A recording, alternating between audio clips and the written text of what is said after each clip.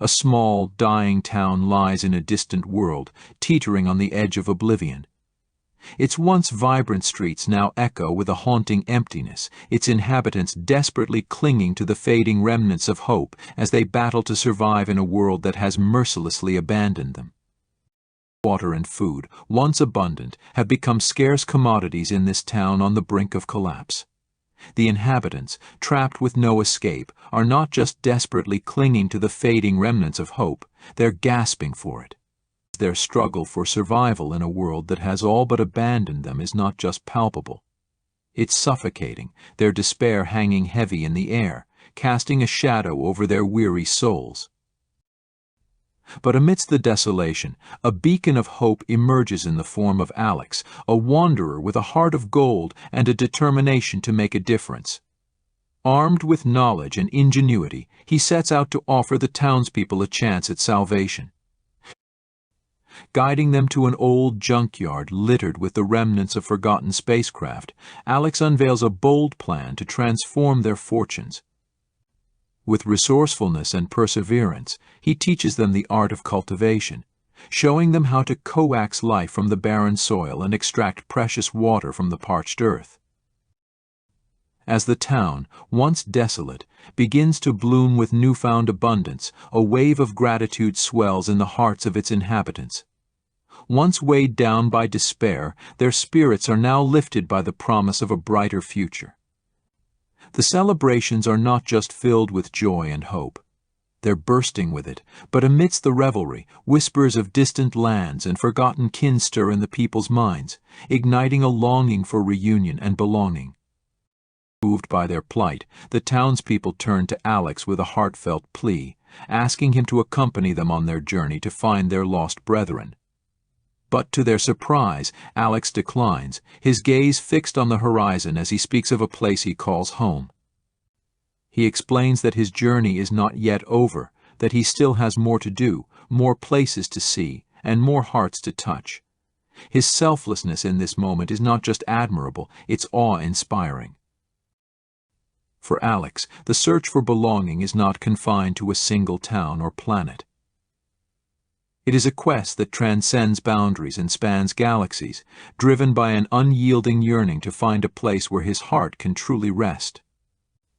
And though he may walk alone, his legacy lives on in the hearts of those he has touched, a testament to the power of compassion and the enduring spirit of hope. Alex could never remember from one venture to another. His will was being touched. Alex drank a cold beer mug while walking back to his space, which has now become a black fighter. Alex boarded the ship, and it recognized him as Lieutenant Commander. Alex laughed and said, "So I've been promoted, whatever." The ship lifted from the ground and asked, "Where to, Lieutenant Commander?" Alex said, "Home." A voice said, "Welcome, Lieutenant Commander Serbos."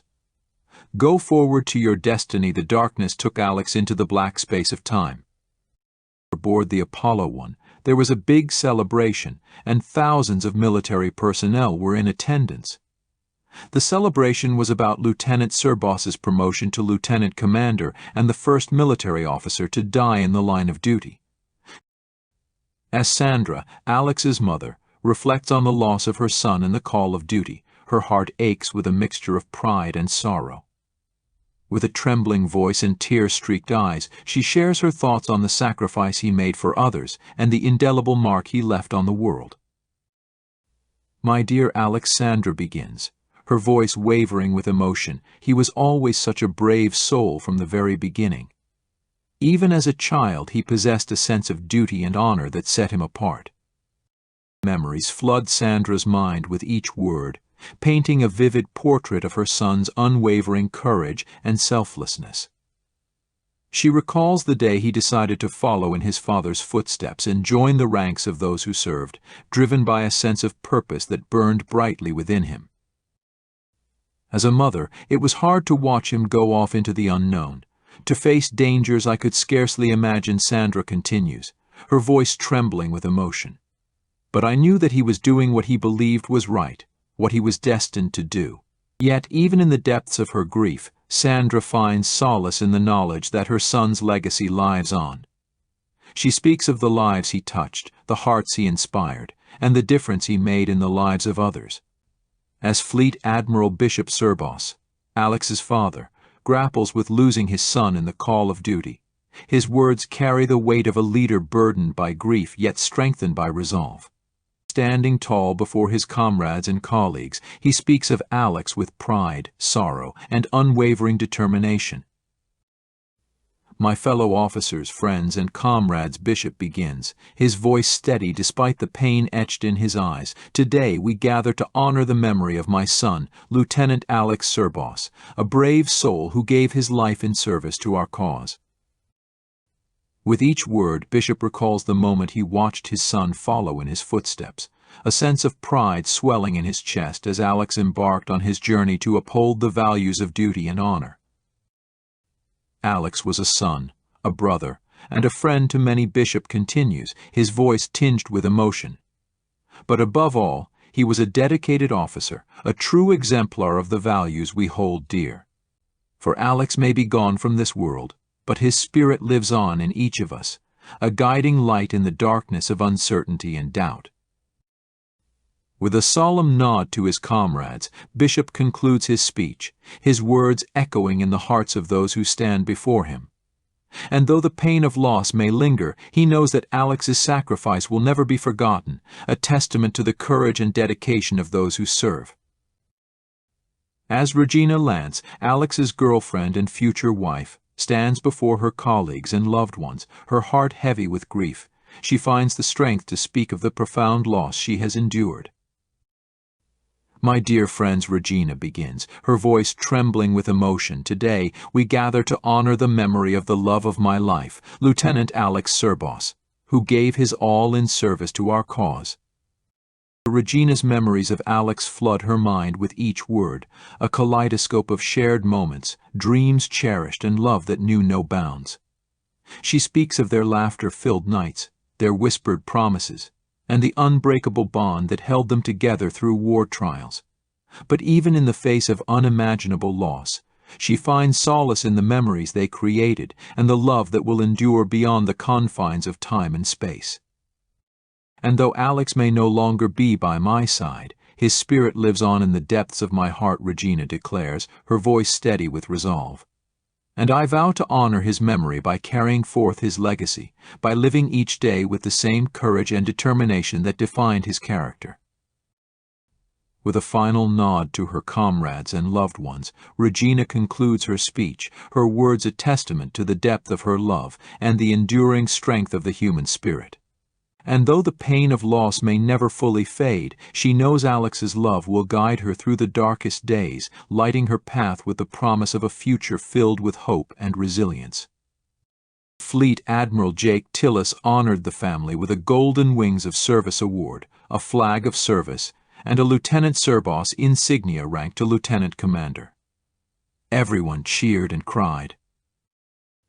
Lieutenant Commander is the 4th commissioned officer's rank in the Earth Navy and is equivalent to the rank of Major in the other armed services. Lieutenant Commanders typically serve as mid-ranking officers in Navy vessels' executive and command divisions. Lieutenant Commander is the 19th rank in the Earth Navy, above Lieutenant and directly below Commander. "Thank you for your service, Lieutenant Commander. Salute." Alex finds himself docked on a large ship. He goes inside, and people salute him. He smiles and salutes back. He walks down a long corridor, and the room is filled with soldiers cheering louder and louder. Someone is cheering and talking on the stage. They discuss their world's freedom and keeping their empire safe from the other world united against them.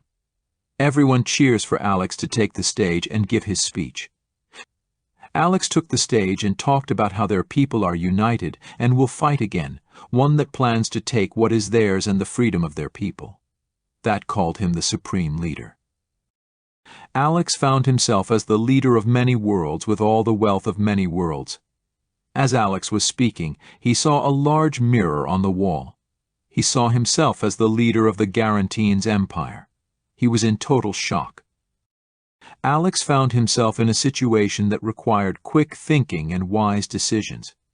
He decided to use the strategy of undermining the Empire's operations from within, taking advantage of his newly acquired position of authority. This involved subtly sowing seeds of dissent and rebellion among the Empire's ranks. Through careful planning and strategic manipulation, Alex worked to weaken the Empire's grip on power and ultimately bring about its downfall. To achieve this, Alex identified the Empire's weaknesses and exploited them.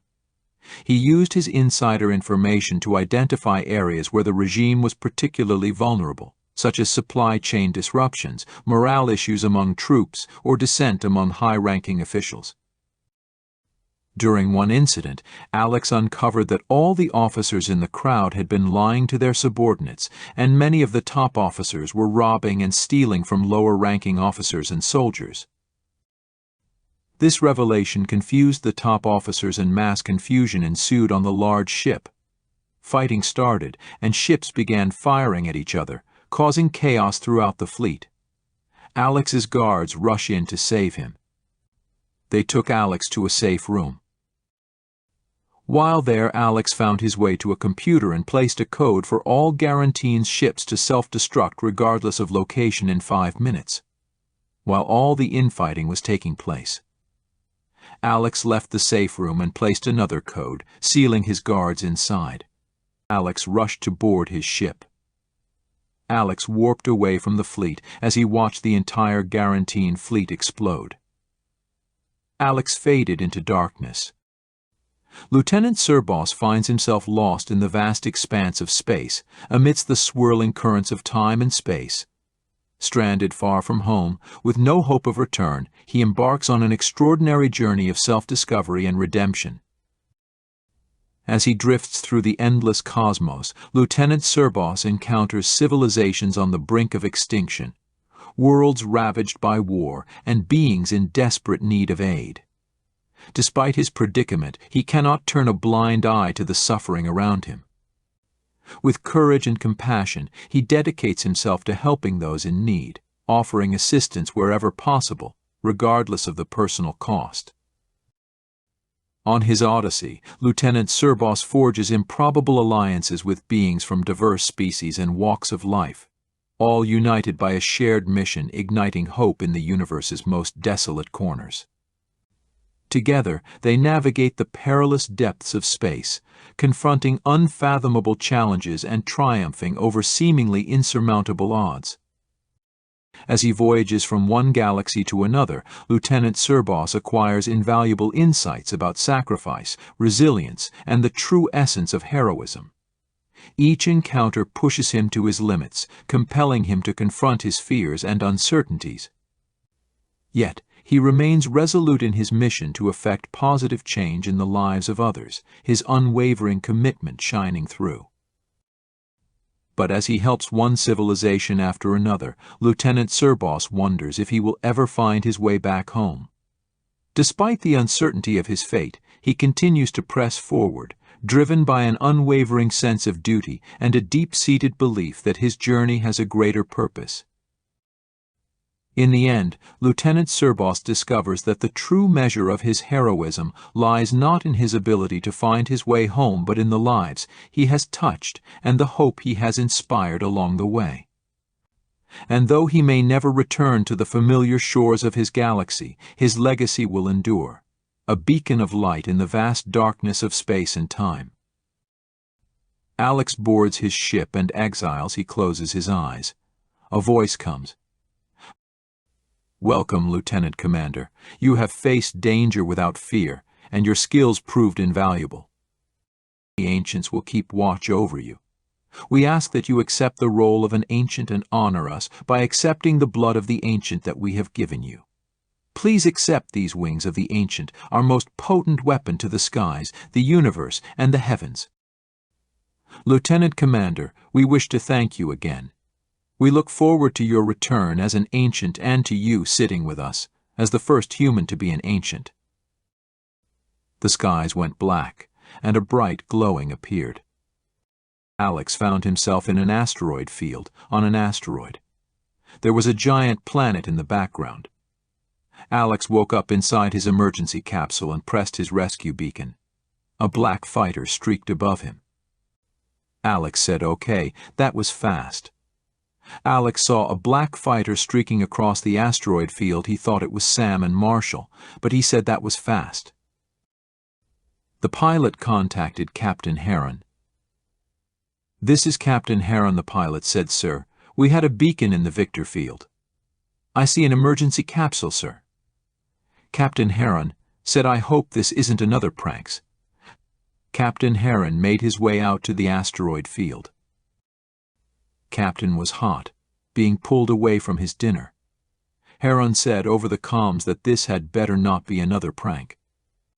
He landed his craft on the asteroid and walked toward the capsule carrying his giant flashlight. He approached the capsule and saw that the name read Lieutenant Serboss. He found that strange.